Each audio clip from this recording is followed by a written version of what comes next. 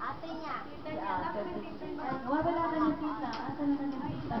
Ayun. So, alam niyo ba, bago tayo mag-start ng kung ano may uunahin natin gagawin, alam niyo ba kung bakit na i-celebrate tayo ngayon? Birthday ni Jello. Kung ilang taon na si Jello ngayon? Sino ang magna-9? Sino na-9? 9. 9. Ilang taon na ikaw? 9 ka na. 9 ka na ba, Bukso?